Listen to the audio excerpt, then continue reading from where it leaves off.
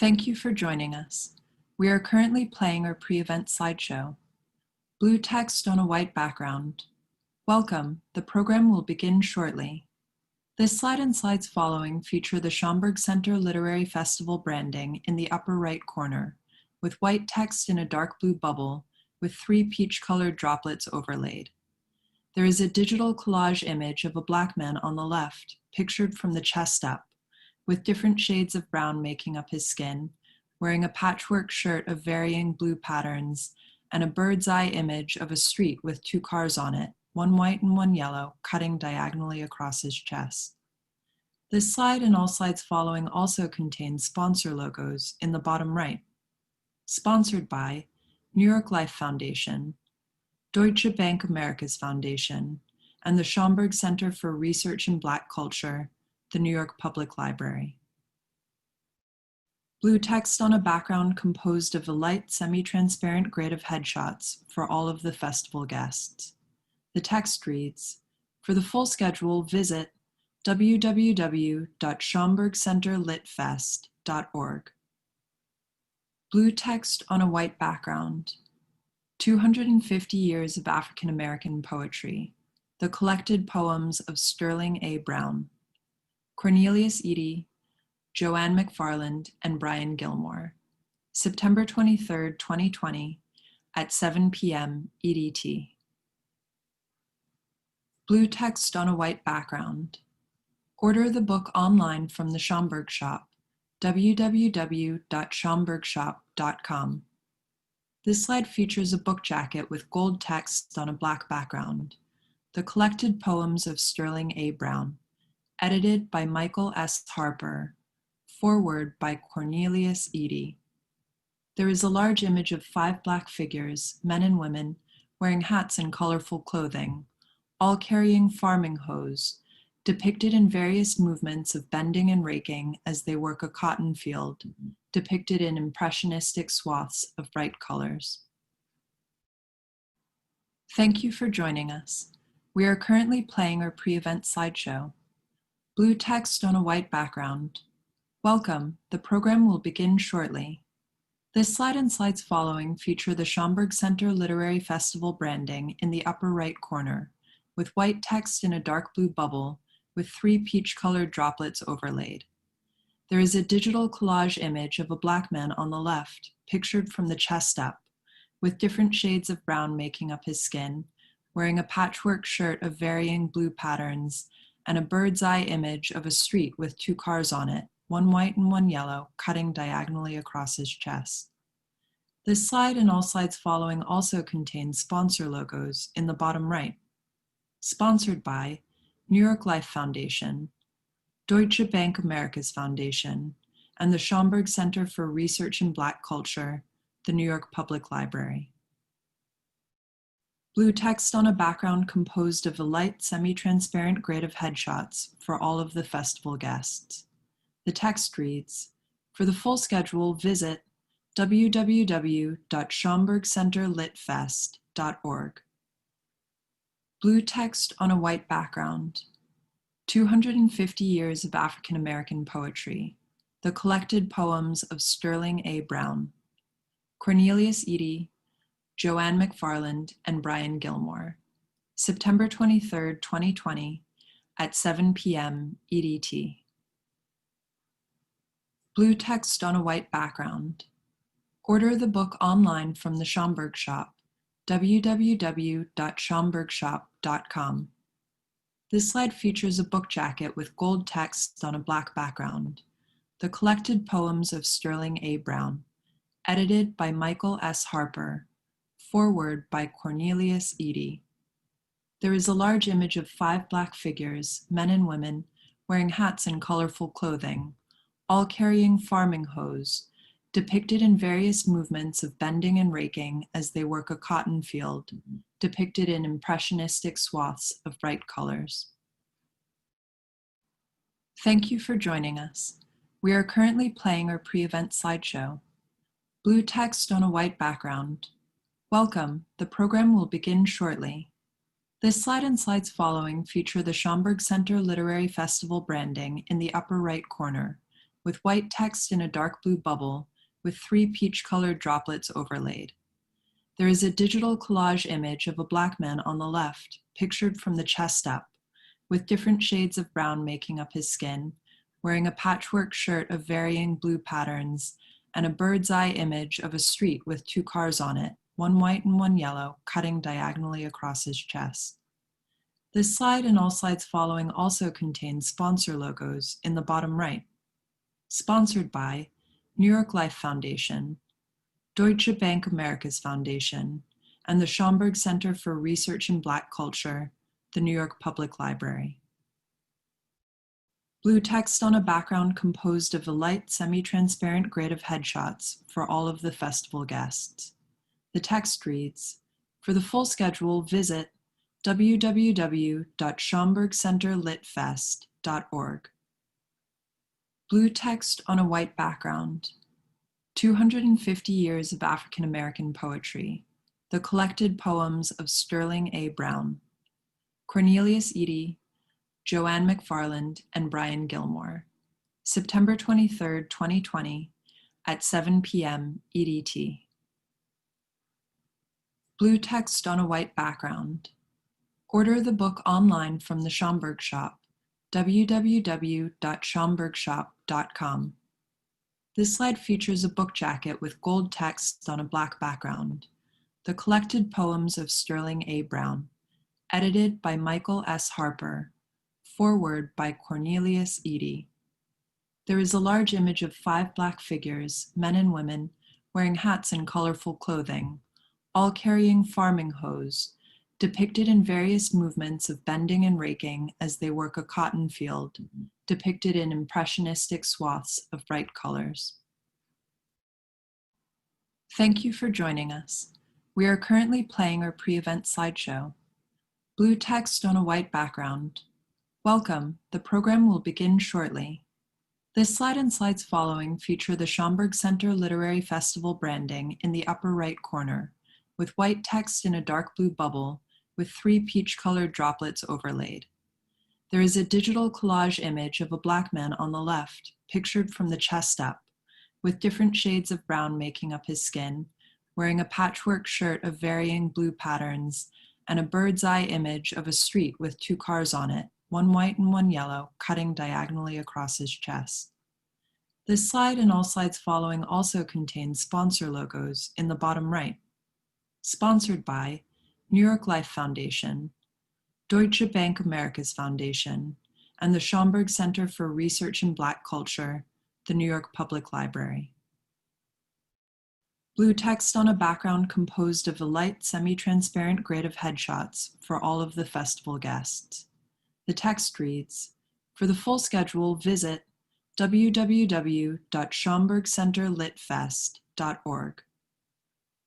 Blue text on a white background. 250 Years of African American Poetry. The Collected Poems of Sterling A. Brown. Cornelius Eady, JoAnne McFarland, and Brian Gilmore.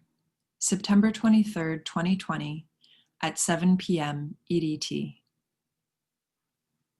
Blue text on a white background. Order the book online from the Schomburg Shop, www.schomburgshop.com. This slide features a book jacket with gold text on a black background. The Collected Poems of Sterling A. Brown, edited by Michael S. Harper, foreword by Cornelius Eady.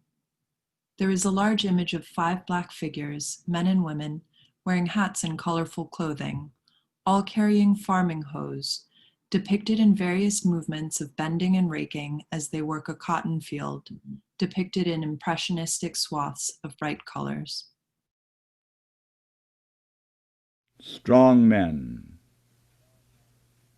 I take the title from the line by Carl Sandburg, "The strong men keep coming on." They dragged you from homeland, they chained you in coffles, they huddled you spoon-fashion in filthy hatches, they sold you to give a few gentlemen ease. They broke you in like oxen, they scourged you, they branded you, they made your women breeders, They swelled your numbers with bastards. They taught you the religion they disgraced. You sang, keep inching along like a po-inchworm. You sang, by and by I'm gonna lay down this heavy load. You sang, walk to get it, chillin', don't you get weary. The strong men keep coming on, the strong men get stronger. They point with pride to the roads you built for them. They ride in comfort over the rails you laid for them. They put hammers in your hands and said, drive so much before sundown. You sang, ain't no hammer in this land strikes like mine, baby, strikes like mine. They cooked you in their kitchens, they penned you in their factories, they gave you the jobs that they were too good for. They tried to guarantee happiness to themselves by shunting dirt and misery to you. You sang, me and my baby gonna shine, shine, me and my baby gonna shine. The strong men keep a-comin' on, the strong men get stronger.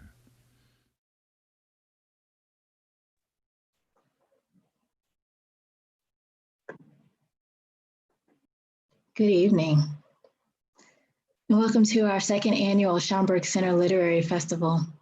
The voice you just heard was Sterling A. Brown reading Strong Men from 16 poems of Sterling Brown, recorded in released in 1973 by the Smithsonian Folkways Recordings. And if you can imagine, for me, I was an undergraduate student. I was taking a class called Blacks in the Arts, taught by Professor Joe Selmo, and I believe her name was Dr. Faxio. And they had us listening to poetry, mostly poems, trying to figure out the blues, understanding the difference between what Sterling Brown was writing and Muddy Waters and other folks like that. And his voice has always resonated with me since that time when I was in college at Howard University, where he was a professor for 40 years. And it feels like the right poem to have started this program with, given all that has happened today, that, as Pauli Murray has told us, hope is a song in a weary throat, and yet we still must remain hopeful that things at some point in time in our history will change, if not today, hopefully one day soon. And certainly we know it will not happen by way of just being at ease with everything that is happening, but as strong men, making sure that we get all that is given to us, that is endowed to us by our Creator, that is given to us via our Constitution. So with that, again, thank you for tuning in and welcome from New York City. Tonight's program, 250 Years of African American Poetry, the collected poems of Sterling A. Brown, continues our celebration along with the Library of America's Lift Every Voice project, which is celebrating 250 years of the African American poetic tradition. Sterling Brown is just one of 250 authors who are featured in the African American Poetry 250 Years of Struggle and Song anthology that was edited by poet and Schomburg Center Director Kevin Young. I'm Novella Ford, and I'm the Associate Director of Public Programs and Exhibitions at the Schomburg Center for Research in Black Culture, where we are celebrating 95 years as the world's leading cultural institution devoted to research, preservation, and exhibition of materials focused on global Black experiences. Our archive boasts of over 11 million items that illuminate the richness of Black history and culture. Like so many book festivals, we had to reimagine a block-long, multi-staged outdoor festival as a virtual one, with your favorite writers and the opportunity to discover more books to add to your shelves. Each night, we shift between the past and the present, much like the Schomburg Center's archives and programs. Sterling A. Brown is one of the most important and influential figures in the development of African American literature and criticism in the 20th century. Born in Washington, D.C., like myself, he was not only a poet, but also a distinguished folklorist, anthologist, critic, and reviewer. Brown was a professor at Howard University for 40 years, where I am proud to call my alma mater, and also that of the Vice President, the person who is running for Vice President, Senator Kamala Harris. I just want to mention JoAnne B. Gavin, who we had the chance of having at our program last week, where we launched the Lift Every Voice and Sing project, the Lift Every Voice project. JoAnne B. Gavin published the first full-length biography of Sterling A. Brown called Sterling A. Brown, Building the Black Aesthetic Tradition in 1985. You're a lucky one if you're able to find it, but I definitely recommend visiting your local library or your local archive to take a look. Over the summer, Northwestern University Press republished the collected poems of Sterling A. Brown, edited by the late distinguished poet Michael S. Harper, and a new foreword by award-winning poet Cornelius Eady, who is joining us this evening.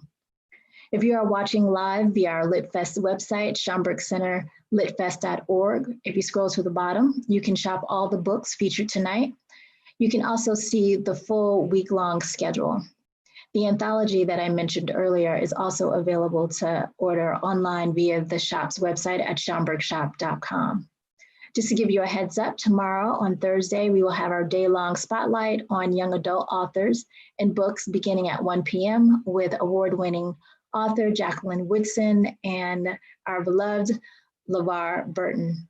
The festival continues to expand the Schomburg's long tradition of championing authors of African descent from across the globe. Joining us this evening, we have an amazing panel, and I'm going to introduce them one at a time in hopes that they will join me on this virtual stage. First, I have Brent Hayes Edwards, who is the professor in the Department of English and Comparative Literature at Columbia University, where he is also affiliated with the Center for Jazz Studies. He is also the director of the Scholars in Residence program here at the Schomburg Center. His books include The Practice of the Diaspora, Literature, Translation, and the Rise of Black Internationalism, which was awarded the John Hope Franklin Prize of the American Studies Association, and the Gilbert Chinyard Prize for the Society for French Historical Studies. And he also won the 2019 Truman Capote Award for Literary Criticism for his book, Epistrophes, Jazz in the Literary Imagination, released by Harvard University Press in 2017. He is our moderator for this evening. Also joining us is Cornelius Eady, the author of 8 books of poetry, including Hard-Headed Weather, New and Selected Poems. His work in theater includes the libretto for an opera, Running Man, which was a finalist for the Pulitzer Prize in Drama in 1999.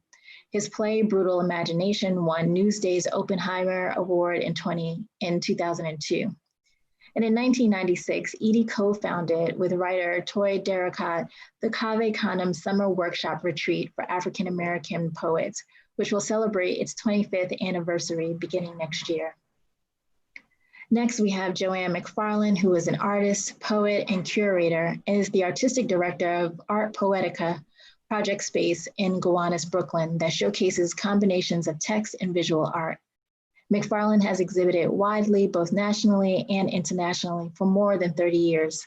She is the author of 18 poetry books and libretti, including a recent series of innovative digital book works.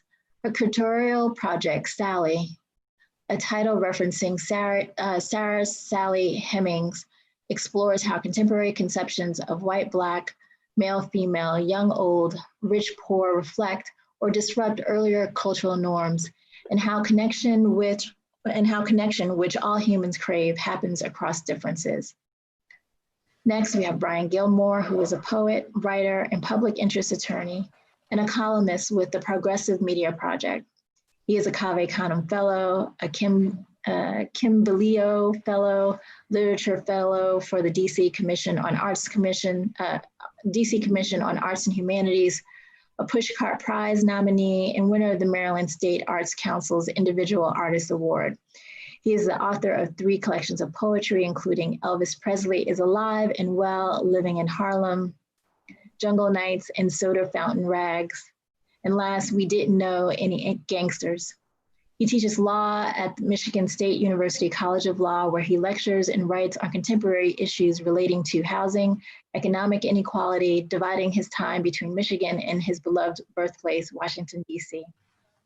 And a little later in the program, we had the great fortune of having join with us Laura Dennis, who is Sterling A. Brown's granddaughter. She will share some reflections from the family as well as read one of his poems. Just to let you know, we are recording the program for the archive, but you, the audience, will not be part of the recording. Please be mindful of your fellow audience members in the chat, and thank you for tuning in. If we have time, we will also take questions from that chat, so please feel free to include your questions inside the chat space. We will begin with Brent Edwards, bringing on our panelists. So please welcome them all to our virtual stage. Thanks, Novella. It's a real pleasure for me as someone who has written about Sterling Brown's work and teaches Sterling Brown's poetry almost every year for more than 20 years to be part of this event celebrating the republication of the collected poems. And we have an exceptional panel in our virtual room, on our virtual stage, of very talented artists and poets who are in different ways influenced by and responding to and writing, I think it's fair to say, in the wake of Sterling Brown. So I want to turn it over to the three of them. Cornelius Eady, I'd like to start with you because you wrote the foreword to the republication of the collected poems. I was struck in your foreword that you linked the significance of Sterling Brown's work to the contemporary moment, that you thought about it in a Black Lives Matter era, that Sterling Brown's poetry isn't just a historical artifact, but it has so much to say to us right now, this summer, this fall. I wanted to ask you just about your general relationship and how you came to Sterling Brown's work, but then about how you approached writing the preface to the collected poems in this new edition. Well, thanks. Thanks, Brent. It's a pleasure to be here. I guess the easiest way of talking about this is simply to say that my first encounter with Sterling was probably through Michael Harper when I was a 17 or 18-year-old baby poet in my hometown of Rochester, New York. Michael came to town to teach the summer workshop at the University of Rochester, and I got a scholarship for the workshop. And he was the first, and I think only, African-American poetry teacher I ever had. And he introduced the entire workshop to Sterling's work. So a significant thing that I remember now about that is that he always called Sterling Mr. Brown. So yeah, there was just this kind of respect from this really big guy who was, just like intimidating everybody else. But when it came to people like Sterling Brown, he always said Mr. Brown. And I was very, very taken with of course, with the poems. I had known about Langston Hughes and Gwendolyn Brooks, but I wasn't aware of Sterling Brown's work, and the idea of the blues really spoke to me. And also the voice of it. And Sterling, of course, yes, of course, when I wrote the introduction, because it did. The thing about Sterling's work for me that is so striking is overall. There's so many things to talk about. We only have an hour, but the thing that strikes me the most is it's really about survival. It's about the art of African-American survival. Racism is a system, that Black people are sort of glued into, and you have to figure out a way of surviving. Strong Men is a perfect way of kicking this program off, because it's exactly that's what that resilience is really about. They will grind you down. They will try different brilliant ways of trying to destroy you. And yet somehow you have to keep going. Somehow you have to have the strength to go on to the next thing. And that's the secret, is what he says. I think what he says in the poem. That to me was why that's why I decided when I wrote the introduction. When I was asked by the Dennis family to write the introduction, I was very intimidated, not only because of the great honor that was for me, being, like you say, a descendant poetically of Sterling's work and Michael Harper's, but also the idea of Michael Harper's introduction, his own introduction to the piece, was, I think, is just the gold standard. You can't, you just simply can't compete with that, and so I didn't try. So what I did instead was to try to think about the idea of the continuum of Sterling's work, about how it still resonates and still talks to us, because those issues will never go away as long as we have the system that we're living in. And I thought that was the best way of if I had to say something about Sterling's work, I thought that would be a good way to frame the book again as it goes back into the world. Thank you. I mean, I would say if we might think of Langston Hughes or Zora Neale Hurston first, Brown's work is just as important as theirs in insisting and proving that Black vernacular forms, that the blues, ballads, work songs can be the vehicles for poetry of the highest order. I agree. Michael Harper in his foreword to the original edition, the 1980 edition of the collected poems, talks about Brown's sense of poetic composition as a rigorous discipline. And you really get that craftedness, not just the beauty, but the craftedness of his work. The other thing I always take away from it, if you have the portraits and the elegies to some of the big names in African-American history, especially Black performers like Ma Rainey and Bessie Smith, you also have unknown, sometimes fictionalized people on the street, regular Black folk. Mommy Ruth, Sister Lou, Sportin' Beasley, particularly memorable. Yes. Sam Smiley, Yes. Old Yes. Lem, we'll hear later, Slim Yes. Greer. Yes. His poetry is populated with vibrant Black voices. Is to me, one of its most striking elements. Yes, I agree. I don't need to, but yeah, it's the range. Yeah, it's the range of voices, right? Yeah, he sees us in all our different aspects, and I just that's what I think is really fantastic about the work, and nourishing about the work.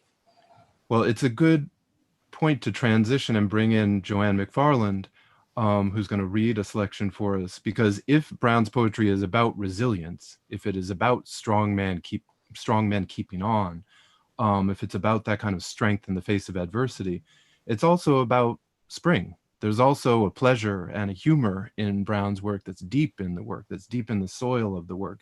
And After Winter is one of those poems when you start to see things grow, when you start to see the positivity, not just the strength in the face of negativity. So I want to bring in JoAnne McFarland and ask you to talk about Brown's significance to you. And then if you'd like to read After Winter, another selection from Brown's collected poems. Well, that would be my pleasure. And I first encountered Sterling Brown's work at my mother's. She had the collection on her shelf, and I have loved poetry since I was a very, very, very young girl. And for me, it was always about disappearing into the melodies. I've always found the melodies and the lullaby quality of poetry to be a way of healing. And so for Sterling Brown's work in particular, I think that way of talking about the past, using the melody that's kind of inherent in the African-American experience as a way of confronting both racism and difficulties that are ongoing, but also as a way of healing, is critical and is in every poem of his. And I think that that's why I return again and again to his work. Those rhythms are seductive and lush, and they're gateways. So here's After Winter. After winter, he snuggles his fingers in the blacker loam. The lean months are done with, the fat to come. His eyes are set on a brushwood fire, but his heart is soaring higher and higher.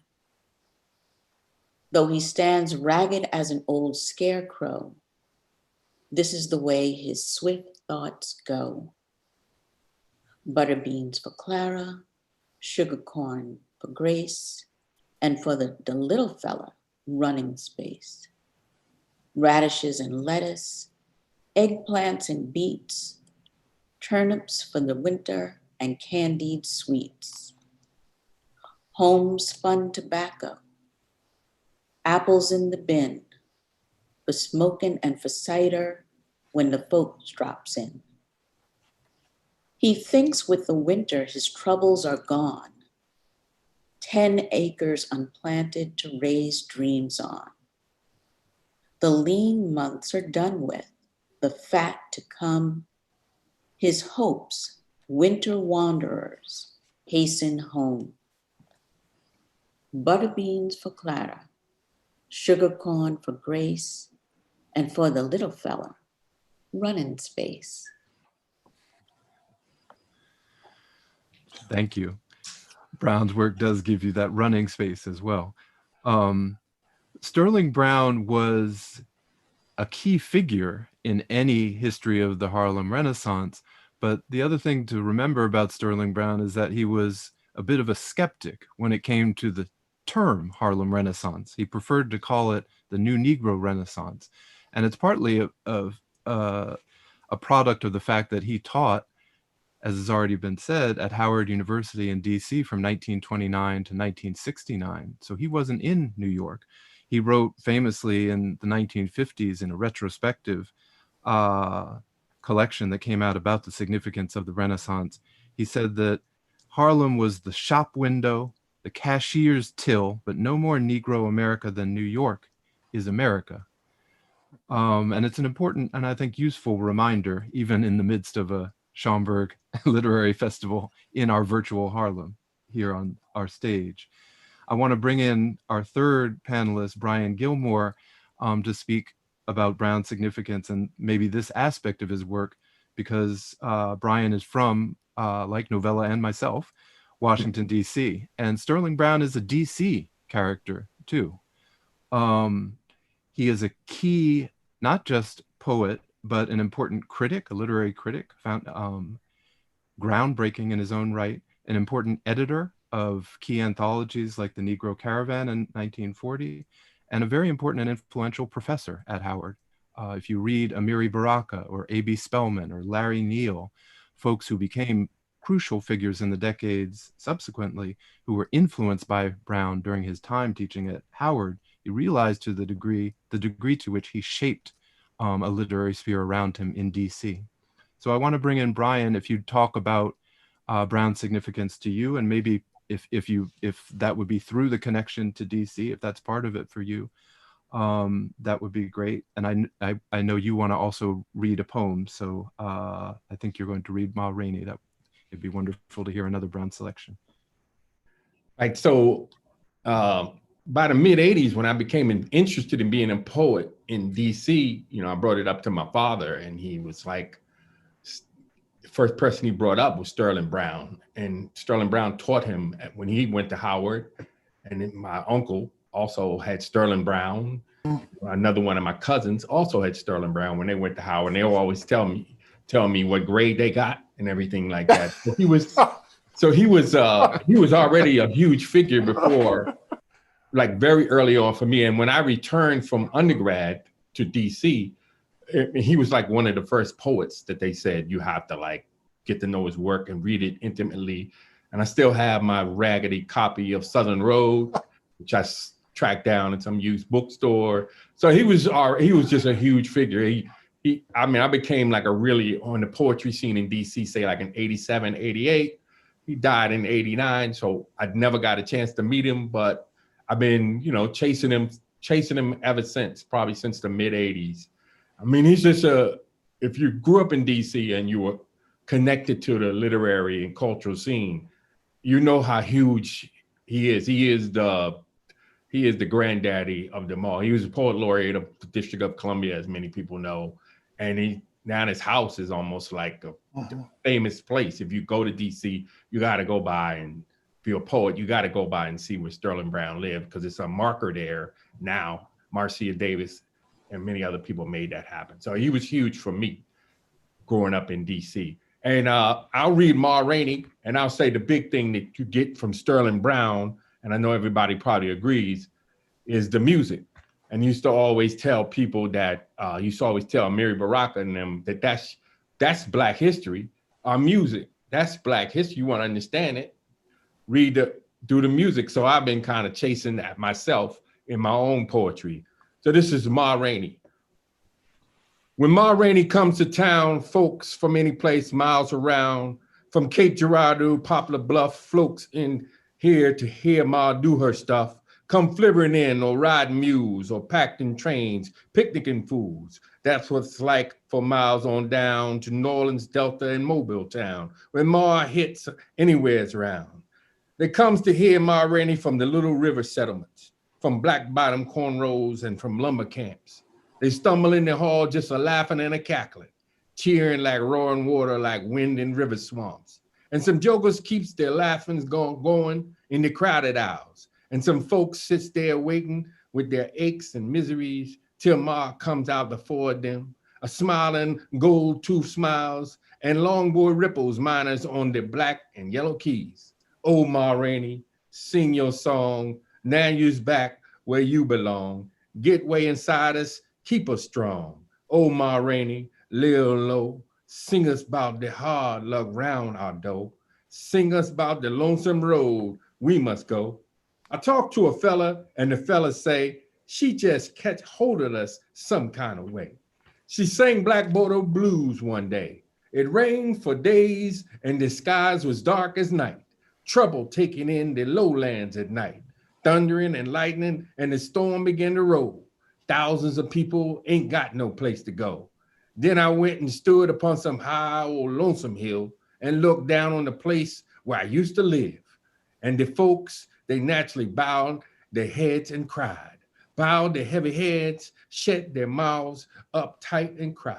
And Ma left the stage and followed some of the folks outside. There's wasn't much more, the fella say. She just gets hold of us that way. Wow, thank you.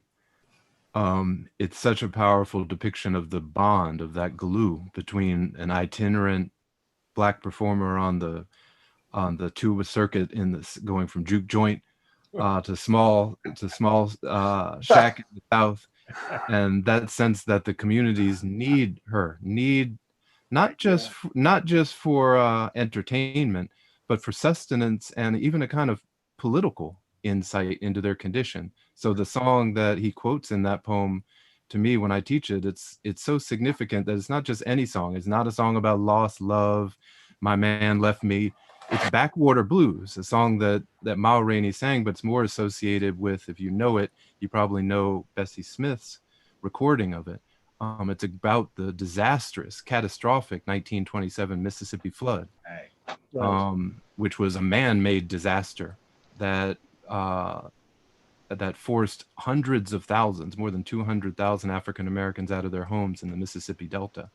So Ma Rainey comes to town not just to let you forget your troubles on a Saturday night, but also to get you through the troubles, also to help you survive and figure out how to get through to the next day. I want to turn back to Cornelius and go to another performance, another one of these characters, the named characters in Brown's work, Old Lem. And Cornelius, I want you to tell us about how this video came together. It's a strong version of Old Lem, so you record it with musical accompaniment. Can you tell us about the genesis of how the group came together in the recording? Sure. This is from a project that I've been doing, that came about by Alice Quinn. He was one of the poetry editors for the New Yorker back in the day. Was teaching a class called Iconic African American Poets, and decided to do a reading at Cooper Union through the Poetry Society of America. And she, knowing that I was a musician as well, invited me to set music to 3 of Sterling Brown's poems, but she didn't tell me which 3.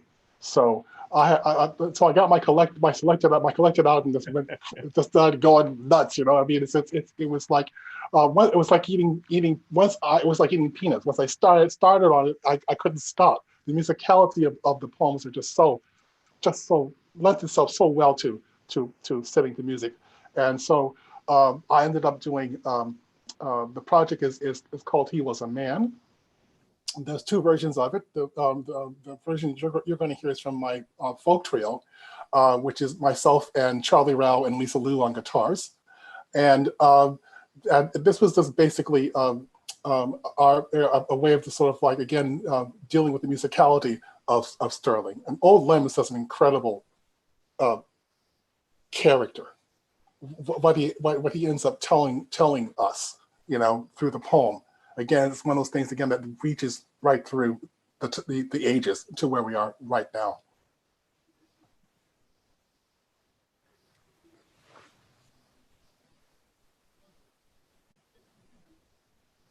I talked to old Lem, and old Lem said,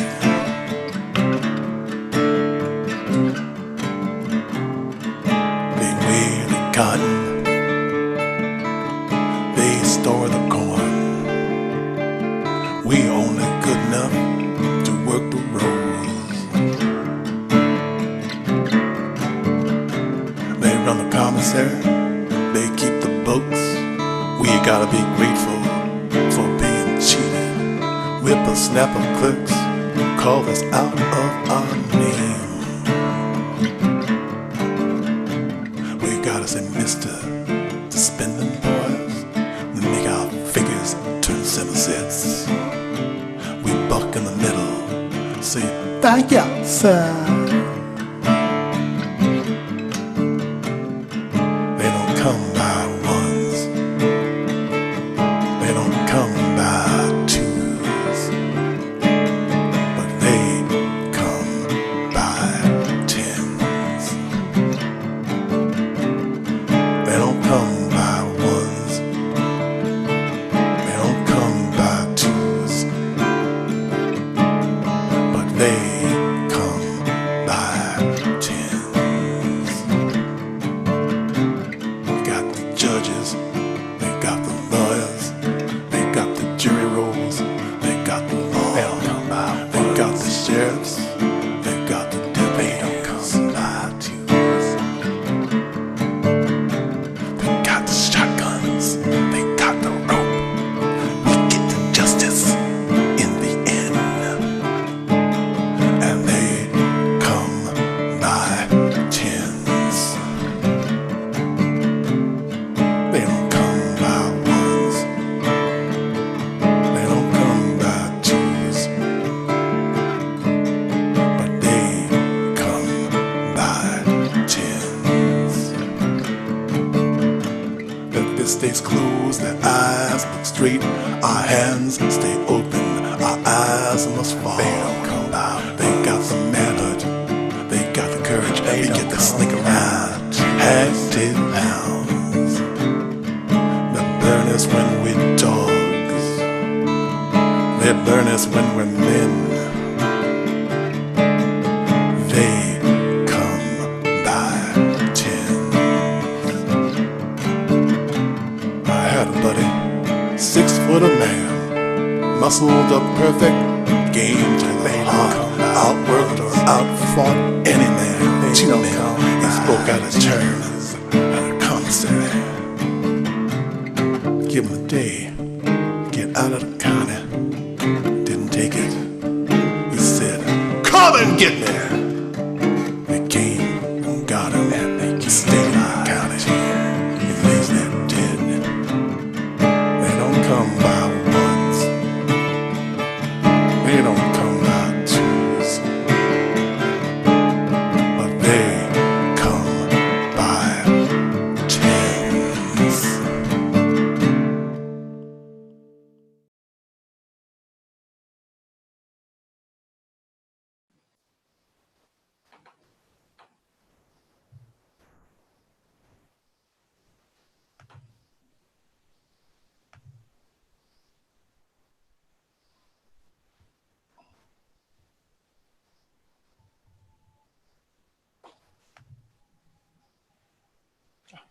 Wow.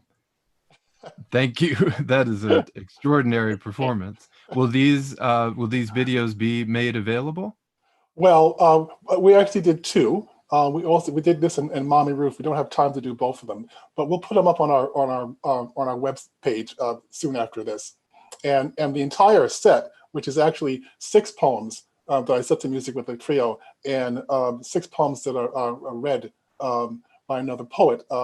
Because I also wanted to have the sense of not only just hearing the musicality of it set to music, but also hear the poems themselves, as poems. They'll be up on our website as well, and shortly after this. I wanted to come back out to the group, and for any of you just speaking as writers, as practitioners, to talk a little bit about what Brown's work teaches you in terms of your own work as poets, in terms of the craft of writing. And we've all talking about the musicality of Brown's poetry, but when you think of what you've taken from his work into your own, is it just that? Is it just an attention to this legacy, the legacy of the blues, the legacy of jazz, the legacy of the spirituals, of the work songs? Is it in a determination to pull the music onto the page? Or is there something more specific in terms of craft that you would say, wow, I really got this from, if I had to talk about his influence, this is what it would be? How would you talk about how he shaped each of you? Maybe JoAnne, we can go back to. Well, I think the music is so insistent. And I think that marrying that music to the African-American experience is something that we can really use. I think that as human beings, we love rhyme. I feel that that's kind of something that we get early on in terms of, again, to return to the lullaby, that there's something that's very soothing about it. And so I think in Brown's poetry, what I love so much is this marriage of very difficult circumstances with music. And I don't think that that's accidental. I think that there's a way in which music can provide a container for very difficult emotion in a different way from free verse. And so I'd say that certainly in my latest collection, one of the things, it has a series of sonnets that intentionally use rhyme in a way to create containers for very explosive emotion. So I think in circumstances like where we are today, time of revolution, other times of revolution, I think that the formality of rhyme can be used to great effect. And so, yes, I learned that through his work. And I think he's a great teacher in that way. Brian, could you say something about how he shapes your craft? Oh, yes. I mean, going back to something you mentioned about form and pulling your form directly from Black culture and things like that, like blues can become a form. You can do something with the blues. You can do something with gospel. You can do something with the sermon and things like that, and pushing it into your poetry and making these things into forms that Black poets can advance. And also the second thing is the whole notion of folklore, where he talks about these characters, these individuals who are really just ordinary individuals, and he uplifts them, the bad and good of them. And so I try to do that as well. Like people who I met, who they were interesting people when you were growing up. People might not, and they're not famous people or anything like that, just ordinary people, and lift them up through the whole notion of folklore. No, I'm thinking again of I was rereading this afternoon in preparation of Sport and Beasley. Good glory, give a look at Sport and Beasley strutting. Oh my Lord. Top hat cocked one side his bulldog head, striped four in hand, and in his buttonhole a red carnation. And you see him strutting down the street. That's what I meant before about the pleasure and the kind of lusciousness of his language and these portraits. But it is, as you're saying, a mythologizing too. He takes this guy who just happens to be strutting down the street and elevates him into a kind of an archetype. Yes. A folkloristic archetype. Yes. Cornelius, do you want to add something in terms of your craft, like the way you think his influence has shaped your work, your own poetry? I mean, I have to. Yes, it's also about legacy, because of course, I get him through Harper, right? When I'm reading Harper, when I read Harper, I was reading Sterling Brown. One of the things I think is really exciting about the book coming back is it also brings back Michael Harper as well, right? He's in that book as well. JoAnne, I think it's wonderful what you were saying about the lullaby. You made me think that, when I do my poetry classes these days, that's the first exercise I give them. is a lullaby. Yes. It's the very first exercise I make them do. Is a lullaby. What I love about this is that for me and also Brian, this concept of what I think what Sterling, one of the things that Sterling was getting at, it wasn't just he had a system, he had a plan about Black literature, right? And he reinforces that by being a scholar, right, and being a folklorist, right? But the fact he's saying is that this is literature, right? This is literature. This isn't something off to the side or something different or something. Yeah, it's literature, right? Yeah, we are just as heroic as any other characters in any other, literature, right? We are literature, and that's the one thing that I got from him and from Harper. To me, my theory is about the blues is that the blues are just poets that look like your mother and father. They're just poets that look like your mother and father. I mean, Muddy Waters, Willie Dixon. People who look like your mother and father. The barbecue. Got the car. They're just that's where that. And if they can't get entry into the academy, but they write and they talk about experience, right? What do you do, right? That's the blues to me, right? And I think that's the point. One of the points that Sterling was trying to make by doing that, giving us permission to simply say, yeah, it's literature too. My parents' life is literature. The people who live in my block are literature, And when I bring them into my writing, that's what I'm doing. I am elevating them to that argument, right? That he's making. Well, part of the craft, the depth of craft that Brown possessed is that like Langston Hughes, like Claude McKay, like Bud Powell, famously sitting down one night in a jazz club and playing Bach partitas, Sterling Brown could do the conventional forms too. Yes. So we could just read all night. We're not going to be able to. No. But we wanted to bring in one selection where he does, he could write in sonnet forms, and some of his sonnets are gorgeous. So I want to give it back to JoAnne and ask her to read another selection, Nous n'irons plus au bois, that's in a conventional sonnet form. Well, that's my pleasure. Yes, and I was very drawn to this precisely because it is a sonnet. Nous n'irons plus au bois. Oh, I shall meet your friends and chatter on as trivially, as sillily as they, my talk resembling much the rattling way of an incessant mower on a lawn. Oh, I shall smirk and prink and scrape and fawn and listen to the nothings that they say and answer less. And for a juvenile play shall all matured integrity be gone. And there are very many things besides that I shall do. And one of these will be when you reward me for rank cowardice. I shall call back to fretting memory a hut, pine circled on a wild hillside, and peace thrown lavishly away for this. Thank you. So there's another side to Brown's work that's very much there too in the collected poems. We could just keep going. We're on a roll, but we have a special treat who we're going to bring into the conversation, a family member, Laura Dennis, who, as Novella mentioned, Brown's granddaughter, who wants to share some reminiscences from the family perspective, and is also going to read a poem. So I'd like to invite Laura to join the conversation and share a few words. Laura?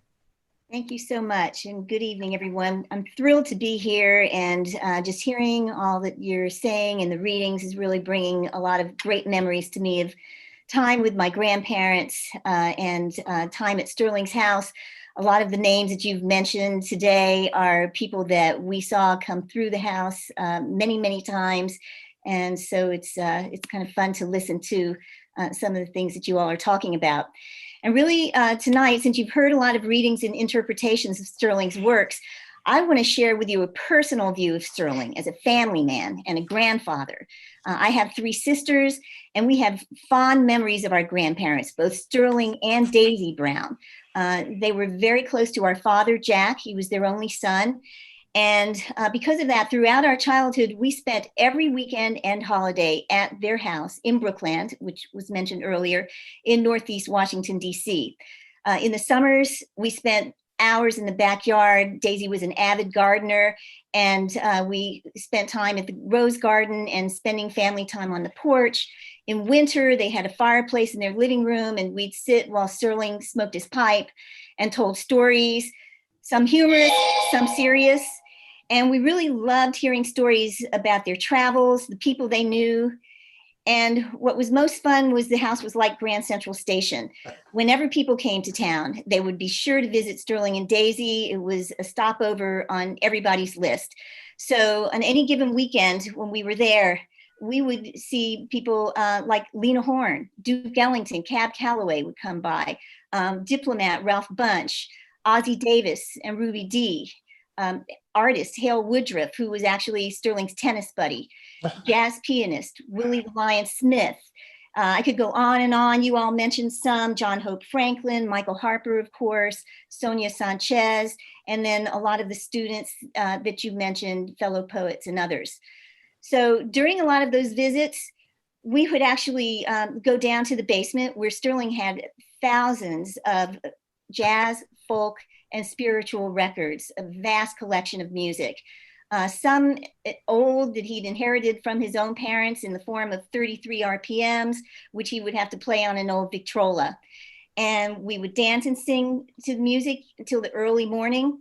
As children, we actually learned a lot of spirituals from Sterling, which we still sing today when we think about Sterling. We remember his deep booming voice when he would start to sing and everyone would start to join in or hum along. One of my fondest is, oh freedom, oh freedom, oh freedom over me. Before I'll be a slave, I'll be buried in my grave and go home to my Lord to be free. A lot of those songs that we listened to, as you all said, brought recollections of Sterling's travels to the South. And he would then tell us stories about how they inspired his writing. So the New St. Louis Blues and the Memphis Blues were inspired. And the people who he met, like you talked about, Sporting Beasley, Slim Greer, Old Lem, but he also talked about the really strong woman of the South who held a lot of those men up, really, Bessie and Ma Rainey. And he would really recognize that, you know, they were often the backbone of life in the South. And a lot of those travels, our father, Jack, traveled with Sterling and supported him. And they would write letters back to Daisy about the people they met and the experiences that they had in the Jim Crow South during their travels to Tennessee, Kentucky, Mississippi, Georgia. We've had an opportunity to read some of those letters. Some are scary about some of the experiences that they've had where they were truly scared and threatened. And some very inspiring about the people that they met and the experiences that they had. And as we hear the poems that you read, we can see remnants of those letters and stories that are scattered throughout the collected poems. Many of you know Sterling was born in 1901, and he would only travel by train. And we would take him to DC's Union Station and wave him off. He would refuse to travel any other mode.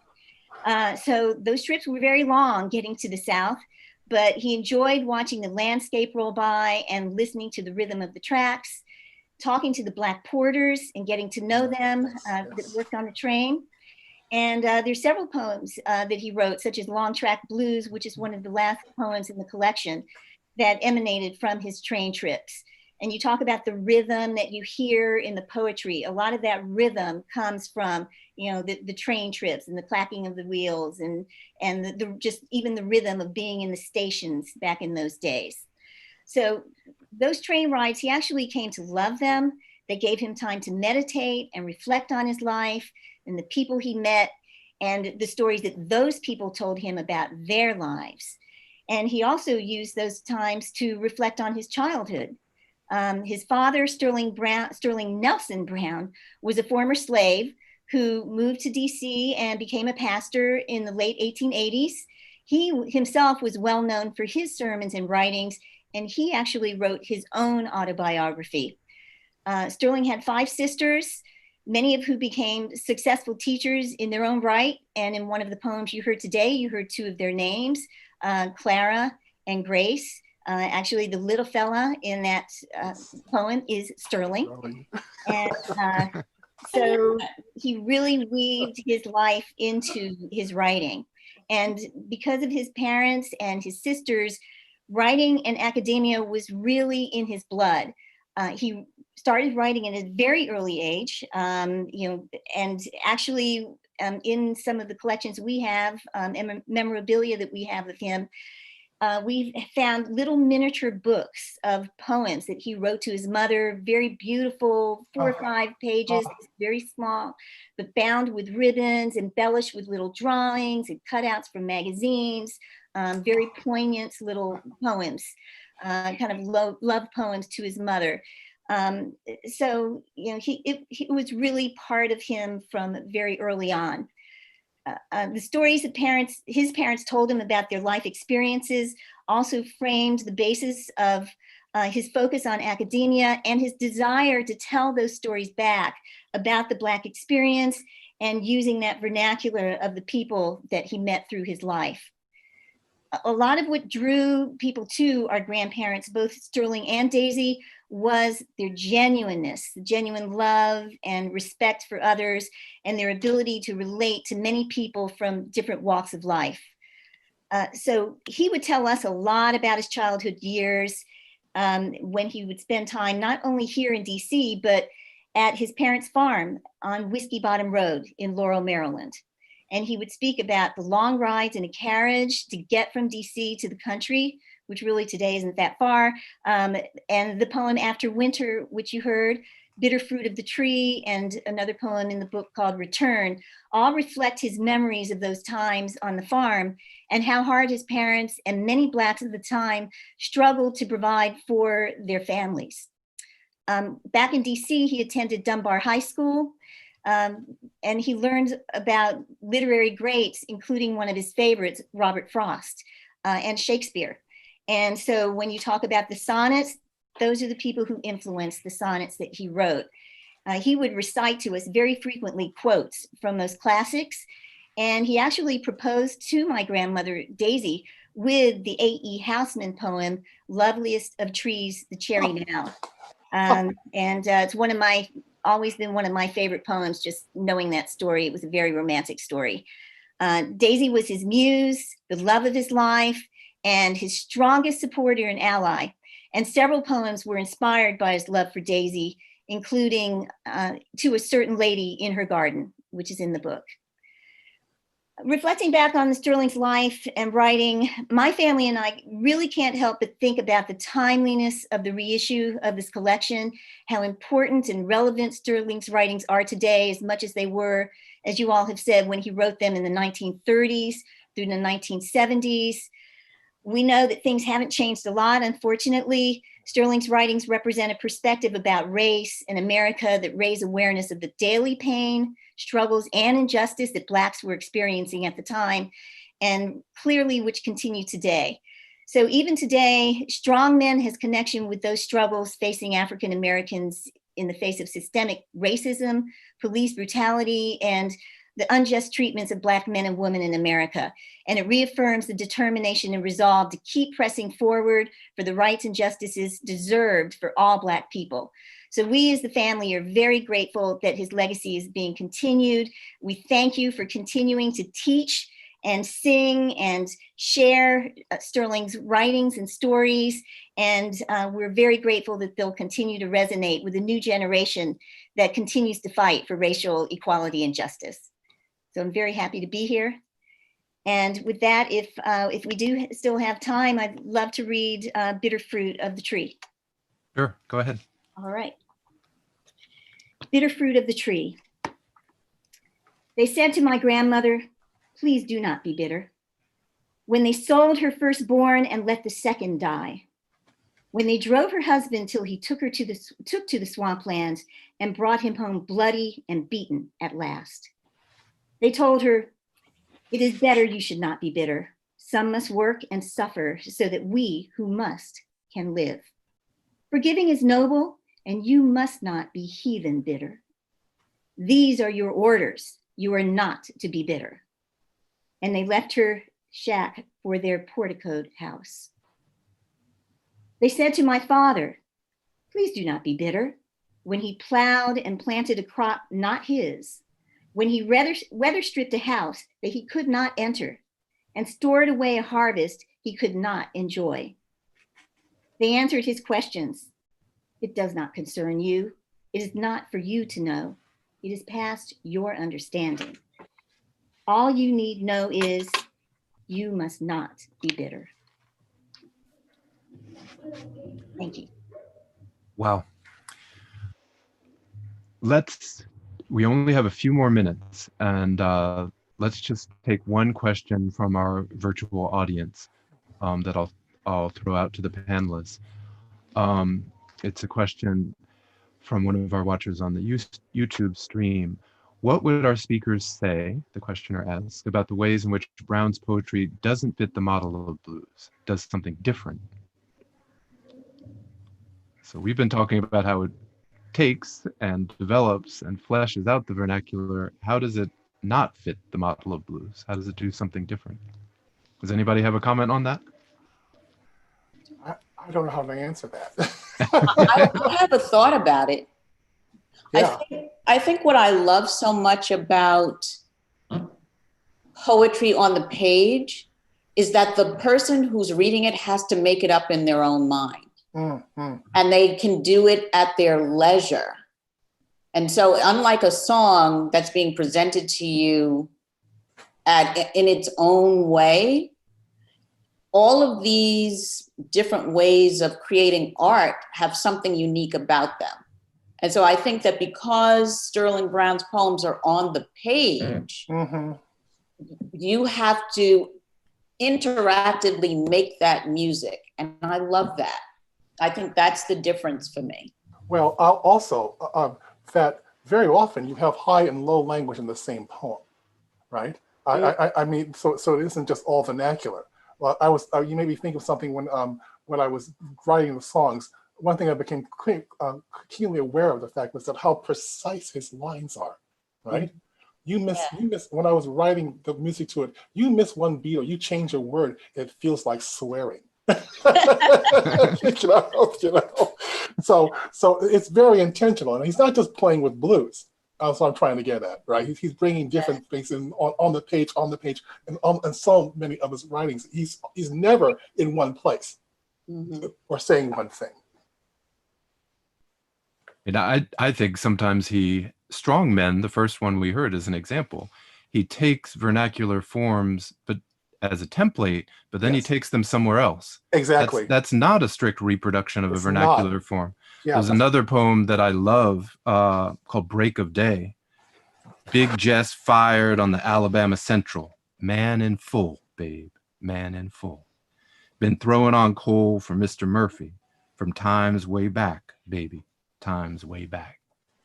That's not a blues stanza, but the way he uses repetition and the way it is set on the page in that 4-line stanza, to riff on what JoAnne is saying, it makes you invest the words with a kind of musicality. That repetition gives it a kind of rhythm that pulls you in.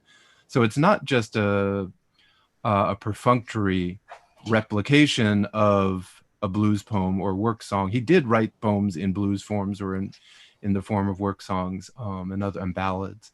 But sometimes he took those forms and he took them somewhere else on the page. And that's what I love about his work. It's not just reproducing the folk form as though you just have to follow the cookie cutter model. Are there other comments? We are really at the end of our time, so I will turn it back. I want to thank all of you, and especially thank Laura for joining us.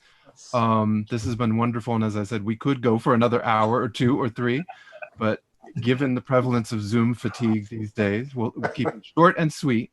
Let me turn it back over to Novella, if you want to come back in, Novella, and close us out. Thank you all. Hopefully I am on the screen. Thank you all so much for this really interesting conversation. Thank you, Laura, for those reflections around your grandfather. It was really cool to hear. My grandfather was a Pullman porter. We are trained people, so it makes me wonder whether or not your grandfather crossed paths with my own grandfather. Thank you all for tuning in to this program. You can find out more about the Schaumburg Literary Festival at Schaumburg Center litfest.org for the rest of the programs. We have on Thursday, nothing on Friday, and then we have a whole day of programming on Saturday. So hopefully we will see you in these virtual streets again soon. Have a good evening.